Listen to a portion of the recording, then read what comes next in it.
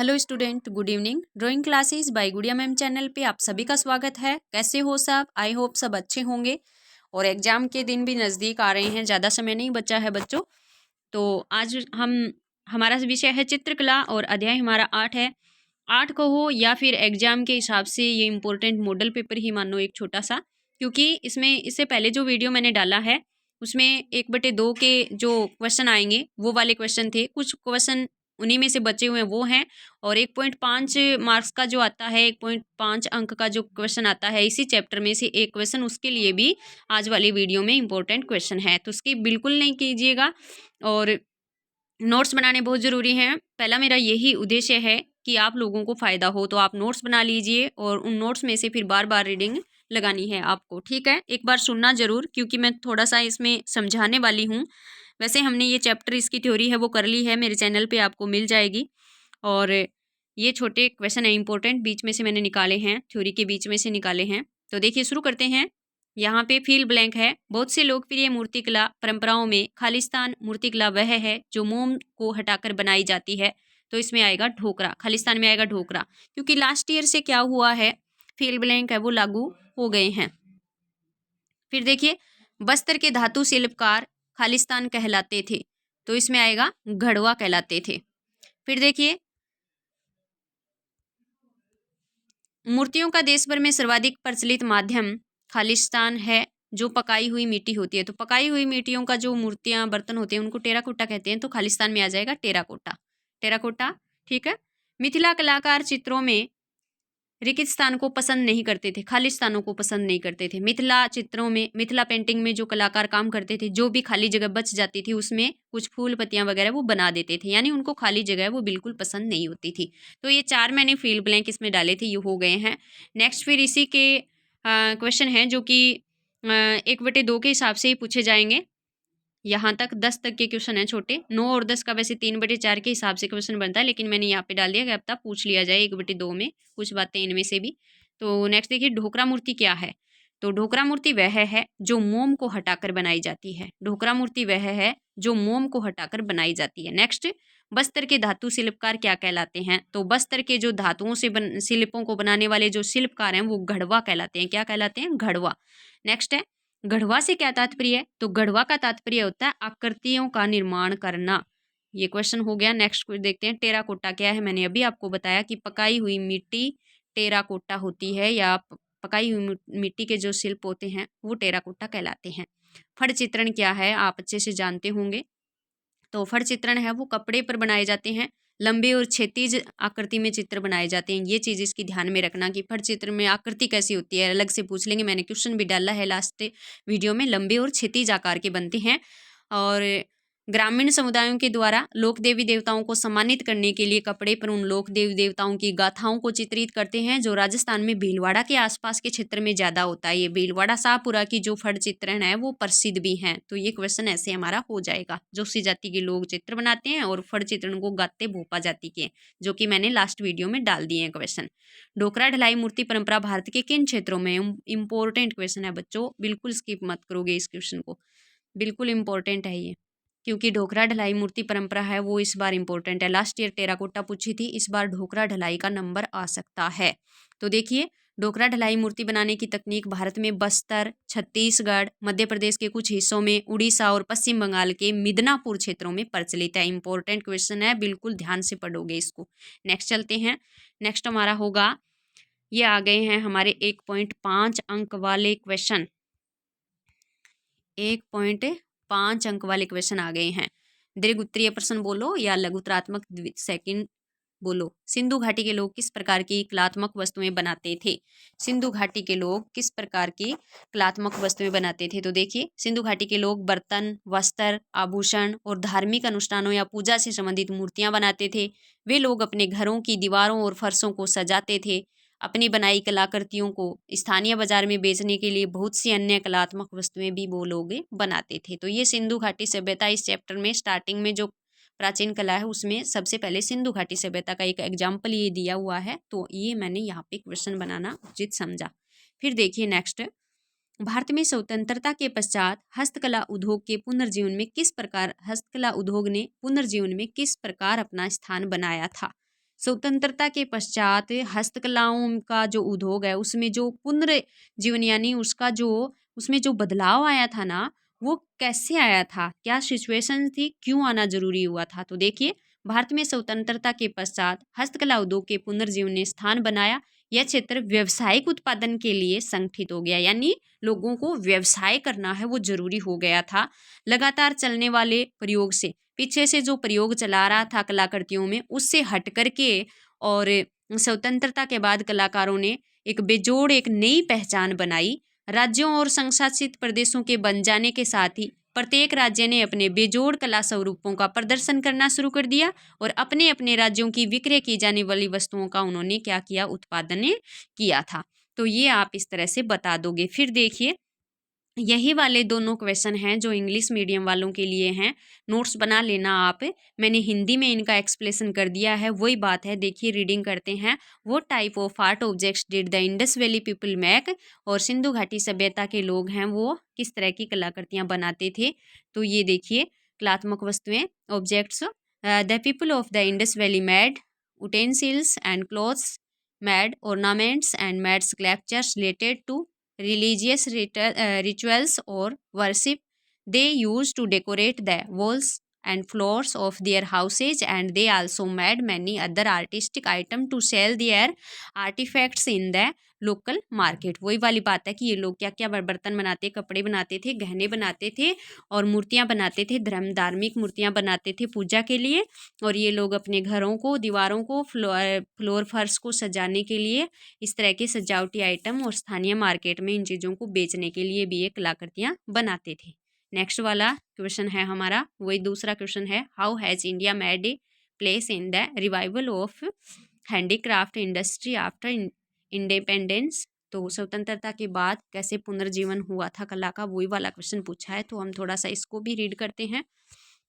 तो देखिए, मैंने वैसे ऊपर बता दिया explanation. Made a place in the revival of handicrafts industry in India after independence. This sector was organized for commercial production. Apart from continued experimentation, it has gained a unique identity with the formation of states and union territories. Each state displayed its unique art form and produced items sold in their respective states. वही वाली बात है कि औद्योगिक जो व्यवसाय है वो संगठित कर दिया था, और प्राचीन समय से चली आ रही जो कला है उसमें एक नया आकार उन्होंने प्रदान किया, एक यूनिक तरीके से प्रेजेंटेशन दिया था। और स्थानीय मार्केटों में और उन्होंने क्या किया था कि इन चीज़ों को राज्य और केंद्र शासित प्रदेश बन जाने के बाद में और अपने राज्य के अकॉर्डिंग उन्होंने अपने कला का प्रदर्शन करना, आइटम बनाने हैं वो शुरू कर दिए थे अपने राज्यों के अकॉर्डिंग। फिर देखिए, नेक्स्ट चलते हैं। भारत में चित्रांकन की कुछ लोकप्रिय परंपराओं के उदाहरण दीजिए। भारत में चित्रांकन की कुछ लोकप्रिय परंपराओं के उदाहरण देने हैं।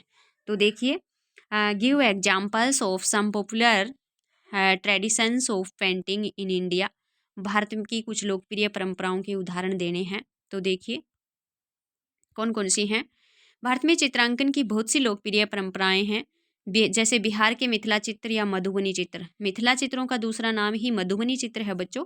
महाराष्ट्र के वारली चित्र या वर्ली चित्र, उत्तरी गुजरात और पश्चिम मध्य प्रदेश के पिथौरो चित्र, और राजस्थान से पाबूजी की फड़ और नाथ द्वारा से पिछवाई चित्र है। मध्य प्रदेश के गोंड और सवारा चित्र हैं। उड़ीसा और बंगाल के पात चित्र हैं। तो ये है ना, ये हैं हमारी ट्रेडिशंस पेंटिंग्स हैं इंडिया की।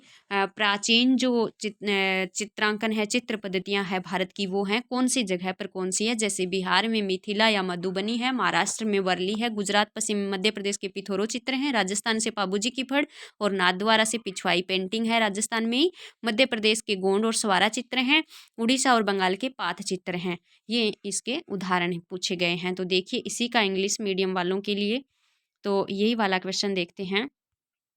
ये देखिए, देखते हैं। Some of the many popular art traditions of painting in India are as follows. तो भारत की प्राचीन परंपरागत कलाएं कुछ इस प्रकार हैं भारत की। मिथिला पेंटिंग्स और Madhubani paintings are Bihar, Warli paintings of Maharashtra, Pithoro paintings of northern Gujarat and western Madhya Pradesh, और Pabuji's Fud from Rajasthan and Pichwai pictures of Nathdwara, the Gond and Sawara paintings of Madhya Pradesh, and path paintings path paintings of Odisha and Bengal are prime examples। तो ये सारे examples हैं कौन कौन सी जगहों में, हमने पीछे हिंदी मीडियम वालों के लिए जो क्वेश्चन था उसमें ये पढ़ लिया है। फिर देखिए नेक्स्ट और 4 का क्वेश्चन हमारा है, मिथिला या मधुबनी चित्र परंपरा से आप क्या समझते हैं।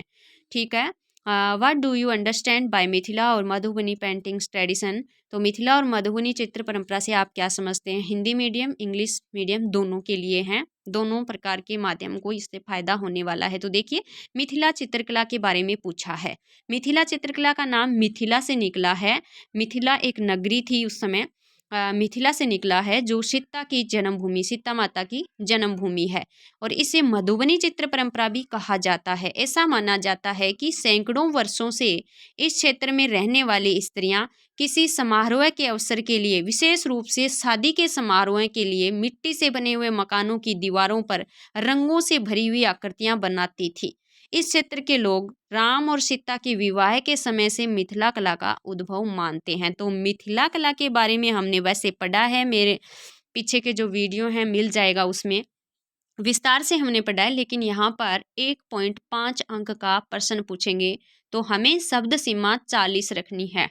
ठीक है, वर्डिंग 40। ठीक है, तो देखिए इसलिए इसमें ये बताया, शॉर्ट में बताया कि मिथिला चित्रकला का नाम मिथिला से निकला है जो कि सीता माता की जन्मभूमि है। इसका दूसरा नाम मधुबनी चित्र परंपरा है।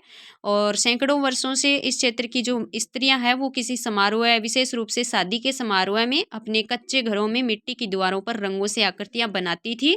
और इस क्षेत्र के लोगों की मान्यता है कि सीता और राम के विवाह के समय से मिथिला का उद्भव है। ये लाइन है वो इम्पोर्टेंट है, यहाँ से एक छोटा क्वेश्चन भी निकल सकता है। तो फिर देखते हैं इसी का इंग्लिश मीडियम वालों के लिए। Mithila painting diverse is it's name from Mithila which is the birthplace of Sita. This is also now as the Madhubani painting tradition. It is believed that for hundreds of years, women living in this area used to paint the walls of mud houses for some ceremonial occasions and especially for wedding ceremonies. The people of this region considered the origin of Mithila art from the time of Sita's marriage to Ram. तो वही वाली बात है कि मिथिला से निकला शब्द है, मिथिला से, और ये सीता माता की जन्मभूमि है। और माना जाता है कि हजारों वर्ष पहले यहाँ की जो स्त्रियां हैं वो मड हाउस हैं, मिट्टी के जो घर हैं उनकी कच्ची दीवारों पर रंगों से चित्र बनाती थी। और कुछ सेरेमनी ओकेजन यानी कुछ उत्सवों पर, स्पेशली फॉर वेडिंग सेरेमनीज़ पे ये चित्र हैं वो ज़्यादा बनाए जाते थे। और यहाँ के जो लोग हैं उनका मानना है कि इसका जो ओरिजिन है, इसका जो उद्भव है, वो मिथिला पेंटिंग का उद्भव है वो राम और सीता के विवाह से वो लोग मानते हैं। तो बात हो गई क्लियर। नेक्स्ट है, इम्पोर्टेंट क्वेश्चन है नेक्स्ट वाला भी, देखिए क्या है। पतुआ लोगों के बारे में आप क्या समझते हैं। पतुआ लोगों के बारे में इम्पोर्टेंट क्वेश्चन है। What do you know about the Patwa peoples. Patwa लोगों के बारे में आप क्या जानते हैं। तो देखिए देखते हैं पतवा लोग कौन होते हैं। इंपॉर्टेंट क्वेश्चन है बच्चों। पतवा लोगों को चित्रकार भी कहा जाता है। पहले आपको ये याद रखना है क्योंकि यहाँ पे फील्ड ब्लैंक पूछ लेंगे। पतवा लोगों को खालिस्तान भी कहा जाता है, तो खालिस्तान में आएगा चित्रकार। तो ऐसे पूछ ले 1/2 में कि पतवा लोगों को क्या कहा जाता है, तो चित्रकार कहा जाता है। पहली लाइन में एक क्वेश्चन बन रहा है हमारा। ये लोग उन समुदायों से संबंधित हैं जो पश्चिम बंगाल के मिदनापुर, वीरभूम और बांकुरा क्षेत्रों के आसपास तथा बिहार व झारखंड के कुछ हिस्सों में बस गए हैं। पात पर काम करना इनका खानदानी व्यवसाय है। ठीक है, ये लोग गाँव में घूमकर अपनी पात चित्रकारी को दिखाते हैं तथा उनकी कथा, जो भी पात चित्रकारी में कथा ये चित्रित करते हैं, फिर उसको ये क्या करते हैं, गा गा करके सुनाते हैं। इसके बाद पतुओं को क्या दिया जाता है, कुछ नगद या अन्य उपहार दिया जाता है। इम्पोर्टेंट, मोस्ट इम्पोर्टेंट क्वेश्चन है, बार बार रीड कर लेना। पतुआ लोग क्या होते हैं, पतुआ को क्या कहते हैं, कौन से इलाकों में ये रहते हैं, किस तरह से ये पात चित्रकारी का प्रदर्शन करते हैं। तो ये लोग पात चित्रकारी का प्रदर्शन घूम घूम कर करते हैं और गा करके सुनाते हैं। उसके बाद उनको कुछ नगदी या उपहार है वो दिया जाता है और पतुओं को चित्रकार कहा जाता है। ठीक है, मिदनापुर, वीरभूम और बांकुरा क्षेत्रों के पास बिहार और झारखंड के कुछ हिस्सों में ये समुदाय है, पतुआ वाल जाति का समुदाय है वो पाया जाता है। ठीक है, नेक्स्ट फिर देखते हैं यही वाला क्वेश्चन इंग्लिश मीडियम वालों के लिए। The Patua people are also called chitrakars, Patua लोगों को चित्रकार भी कहा जाता है। ठीक है, these people belong the communities that settled around Midnapore, Birbhum and Bankura regions of west Bengal and parts of Bihar and Jharkhand. तो ये झारखंड, बिहार, मिदनापुर, बांकुरा, वीरभूम, तो इन जगहों पर ये इन क्षेत्रों में ये समुदाय, ये कम्युनिटी है वो रहती है। वर्किंग ऑन पात इज हिज फैमिली बिजनेस, और पात चित्रण करना इनका क्या है, खानदानी व्यवसाय है, फैमिली बिजनेस है। These people roam around the village showing their path paintings and narrate their story by singing song। ये लोग घूम करके इन चित्रों का प्रदर्शन करते हैं और इन कथाओं को, इन स्टोरीज को ये सिंगिंग सॉन्ग गा गा करके सुनाते हैं।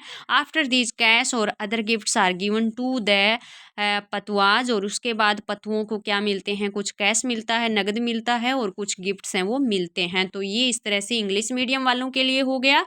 और नेक्स्ट क्वेश्चन चलते हैं। नेक्स्ट क्वेश्चन हमारा है घड़वा कौन होते हैं। वैसे थोड़ी सी चर्चा हमने कर ली है इनके बारे में, पीछे मैंने छोटा क्वेश्चन डाला है, तो ये भी इम्पोर्टेंट क्वेश्चन मानती हूँ मैं, क्योंकि इस चैप्टर में से इसी तरह की बातें हैं वो पूछी जाएंगी। पतुआ कौन है, घड़वा कौन है, फड़ चित्रण क्या है, ढोकरा कास्टिंग क्या है, टेराकोटा क्या है, इसी तरह के क्वेश्चन हैं वो टारगेट होने वाले हैं। और टेराकोटा के बारे में लास्ट ईयर पूछा हुआ है मैंने एग्जाम में। तो वो आर द घड़वा, वो आर द घड़वा। तो बस्तर के जो धातु शिल्पकार है ना, धातु बस्तर एक जगह का नाम है, और वहाँ के जो धातुओं से मूर्ति बनाने वाले लोग हैं उनको वहाँ पर उनके वहाँ पे स्थानीय लोग इनको घड़वा कहते हैं। शब्द व्युत्पत्ति के अनुसार घड़वा का तात्पर्य आकृति निर्माण के कार्य से। इंपॉर्टेंट लाइन है यहाँ पे, छोटा क्वेश्चन बन सकता है कि शब्द व्युत्पत्ति के अनुसार घड़वा का क्या तात्पर्य है। तो बच्चों आकृति निर्माण के कार्य से इसका तात्पर्य है। पारंपरिक रूप से घड़वा शिल्पकार ग्रामवासियों के लिए दैनिक उपयोग के बर्तनों की आपूर्ति करने के अतिरिक्त आभूषण, स्थानीय सम्मान प्राप्त देवी देवताओं की मूर्तियां, पूजा के लिए सर्फ, हाथी, घोड़े आदि बनाते हैं। अब देखिए घड़वा क्या करते हैं, वहाँ के स्थानीय लोगों के लिए, जैसे हमारे गांव में कोई कुम्हार होता है तो वो क्या करता है, हमारे लिए मिट्टी के बर्तनों की आपूर्ति कर देता है। वैसे ये घड़वा है ना, ये प्राचीन समय से ही शिल्पकार हैं और ग्रामवासियों के लिए दैनिक उपयोग के बर्तन बनाते हैं और आभूषण भी ये बनाते हैं। और देवी सम्मान प्राप्त जो देवी देवताएं हैं, उन क्षेत्र में जिन देव देवताओं को पूजा जाता है उनके लिए उनकी मूर्तियां बना देते हैं। पूजा के लिए सर्फ है, हाथी है, घोड़े हैं, इस तरह की मूर्तियां ये घड़वा लोग हैं वो बना देते हैं। और ये घड़वा हैं वो बस्तर के हैं, धातु शिल्पकार हैं। और शाब्दिक इनका जो अर्थ है वो क्या होता है, शाब्दिक अर्थ इनका होता है आकृति निर्माण के कार्य से। तो देखिए इंग्लिश मीडियम वालों के लिए यही वाला क्वेश्चन देखते हैं। The metal cast craftsman of Bastar are called Ghadwa, और बस्तर के कलाकार हैं वो क्या कहलाते हैं, घड़वा कहलाते हैं। According to the word, according to the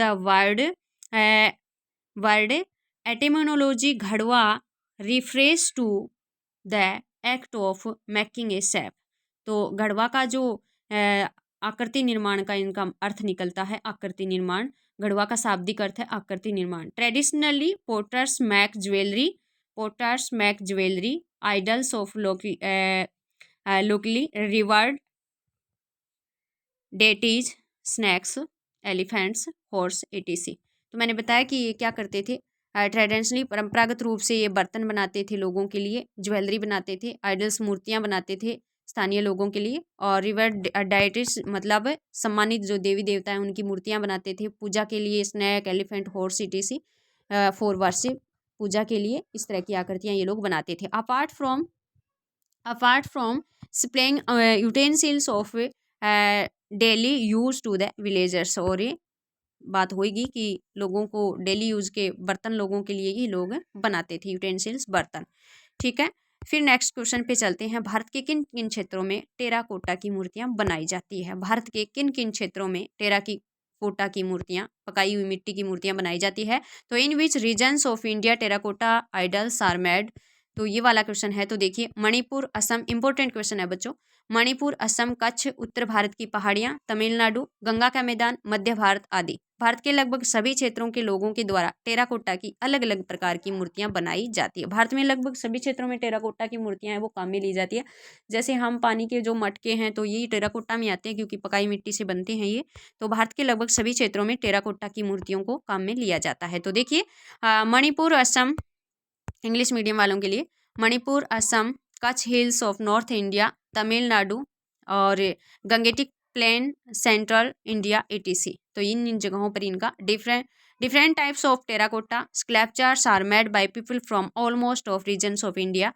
और टेराकोटा की मूर्तियों का प्रयोग है वो भारत के ऑलमोस्ट सभी क्षेत्रों में काम में लिया जाता है। ये बातें हो गई है, ठीक है, थोड़ा सा देख लेना, ये थोड़ी हेल्प हो जाए इंग्लिश मीडियम वालों के लिए। बाकी इंग्लिश मीडियम वालों को भी हिंदी में एक्सप्लेनेशन है वो सुनना बहुत जरूरी होता है। फट चित्रों में भूमिया कौन होते हैं? इंपॉर्टेंट, मोस्ट इंपॉर्टेंट क्वेश्चन है ये। फट चित्रों में भूमिया कौन होते हैं? भूमिया, तो देखिए वो आर द भूमियाज इन फट पेंटिंग्स। फट चित्रों में भूमिया कौन होते हैं? तो फिर देखते हैं। फट चित्रों में देवी देवताओं के चित्र बनते हैं, पता ही है आपको क्या बनते हैं। स्थानीय जो देवी देवता है ना उनके चित्र बनते हैं। उनके बीच में, उन देवताओं के बीच में कुछ वीर पुरुषों को भी चित्रित किया जाता है। वो भी वीर पुरुष कौन से हैं? जिन्होंने डाकुओं से अपने पशुओं की सुरक्षा करते हुए अपने जीवन का बलिदान कर दिया था। जैसे गोगा जी हैं, तेजा जी हैं, देवनारायण जी हैं, रामदेव जी हैं, पाबू जी हैं। फट चित्रों में इनकी आकृतियों को भूमिया के नाम से जाना जाता है। वो स्थानीय वीर पुरुष जिनको आज पूजा भी जाता है और जिन्होंने पशुओं की सुरक्षा के लिए अपने प्राणों का बलिदान किया था, उनको फट चित्रों में भूमिया कहा जाता है। इंपॉर्टेंट क्वेश्चन है बच्चों, ध्यान में रखना, ठीक है। तो देखिए इंग्लिश मीडियम वालों के लिए यही वाला क्वेश्चन देखते हैं, भूमिया वाला, कि Phad paintings depict heroic man who sacrificed their lives while protecting their cattle from bandits amidst image for god and goddess like Gogaji, Tejaji, Devnarayan, Ramdevji and Pabuji etc. In Phad paintings, their figures are named Bhomia. तो वही वाली बात है कि जो देवी देवताओं के चित्र बनते हैं ना फट चित्रण में, उनके बीच में कुछ ऐसे वीर पुरुषों के चित्र बनाए जाते हैं जिन्होंने अपने पशुओं के लिए और अपना बलिदान दिया था।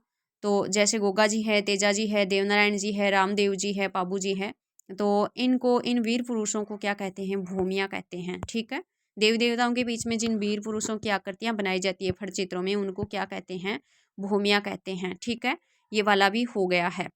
नेक्स्ट फिर देखते हैं। नेक्स्ट क्वेश्चन हमारा है, नेक्स्ट क्वेश्चन है भोपा लोग कौन होते हैं? भोपा लोग कौन होते हैं? इस चैप्टर में ये जो भोपा कम्युनिटी है, समुदाय है, इसके बारे में हु इज भोपा चर्चा की गई है। तो यहाँ पे इनका क्वेश्चन भी मैंने जरूरी समझा कि क्या पता पूछ लिया जाए। तो राजस्थान के भीलवाड़ा क्षेत्र में भोपा लोग घूम घूम कर गायन करने वाले लोग होते हैं। ये घूम घूम करके गायन करते हैं। ये लोग इस क्षेत्र में घूमते रहते हैं और भक्ति गीतों को गाते रहते हैं। ये लोग वीर पुरुषों यानी भूमिया और देवी देवताओं की कहानियों को रात रात भर कर गाते हैं। और मेन ये लोग क्या करते हैं? मुख्य रूप से ये भोपा लोग हैं, ये फट चित्रों के बारे में रात रात भर जा करके रावण हत्या और वीणा वाद्य यंत्रों के साथ गायन करते हुए बताते हैं। इम्पोर्टेंट है ये, पीछे मैंने क्वेश्चन भी डाला है 1/2 का, कि फट चित्रण का गायन कौन करते हैं? भोपा करते हैं। और फट चित्रों को बनाते कौन है? तो जोशी जाति के लोग बनाते हैं। 2 फैक्ट मैंने ये बताए थे। तो ये देखिए यहाँ पर ये हो गया। तो फिर देखिए ये वाला, in the Bhilwara region of Rajasthan the Bhopa आज पीपुल हु अराउंड सिंगिंग, घूम घूम करके गाते हैं। कहाँ पे? भीलवाड़ा क्षेत्र में। This people keep roaming in this area and sing devotional songs. There people sing the stories of heroic men and god and goddess all night long. These people narrate about flood pictures while singing along with Ravan hatta and veena instruments. तो वही वाली बात है कि ये लोग घूम घूम करके भीलवाड़ा क्षेत्र में घूमते रहते हैं। घूम करके ये देवताओं के जो भक्ति जो गीत हैं वो सुनाते रहते हैं। और ये लोग रात रात भर जाग करके और फट चित्रण का वाचन करते हैं। और फट चित्रण का वाचन ये कौन से इंस्ट्रूमेंट्स के साथ करते हैं? रावण हत्था और वीणा वाद्य यंत्र के साथ ये करते हैं। नेक्स्ट फिर देखते हैं, फट चित्र किन लोगों के द्वारा बनाया जाता है? फट चित्र है वो किन लोगों के द्वारा बनाया जाता है? तो देखिए क्वेश्चन हमारा है, फट चित्र is made by which people? फट चित्र है वो, तो देखो फट चित्रों को पारंपरिक रूप से जोशी जाति के लोगों द्वारा बनाया जाता है। ये क्वेश्चन मैंने पहले भी डाला है। नेक्स्ट फिर देखिए इसमें, ये जोशी लोग राजस्थान के राजाओं के दरबार में चित्रकारों के रूप में रहते थे। ये जोशी चित्रकार अपने संरक्षकों के दरबार में लघु चित्र बनाने में सिद्धहस्त थे, इसलिए इन जोशी चित्रकारों ने फट चित्रकारी को उच्च स्थान प्राप्त किया। आप समझ गए होंगे कि फट चित्रण का चित्रकार जोशी जाति के लोग हैं और ये राजस्थान के राजाओं के दरबार में रहते थे। वो राजा इनके संरक्षक होते थे और ये जोशी चित्रकार अपने संरक्षकों को खुश करने के लिए बहुत ही सुंदर सुंदर लघु चित्र बनाते थे। ये लघु चित्र बनाने में सिद्धहस्त थे, इसलिए इन जोशी चित्रकारों ने फट चित्रकारी को उच्च स्थान प्राप्त करवा दिया था। ठीक है, यही वाला क्वेश्चन इंग्लिश मीडियम वालों के लिए है। देखते हैं, Phad paintings are traditionally made by the people of the Joshi caste, Joshi जाति के लोगों के द्वारा बनाई जाती है। ठीक है, their Joshis lived as painters in the courts of the king of Rajasthan. These Joshi painters were proficient in making miniatures painting in the courts of their patrons. Joshi painters gave a high position of फड़ painting. वही वाली बात है, अभी हमने जिक्र किया है कि जो फड़ पेंटिंग है वो ट्रेडिशनली किसके द्वारा बनाए जाते हैं, जोशी कास्ट के द्वारा। The Joshi lived as painters in the courts of the king of Rajasthan. ये जोशी जाति के जो लोग हैं वो राजस्थान के राजाओं के दरबार में रहते थे। The Joshi painters were proficient in making miniature paintings in the court of their पैट्रन्स।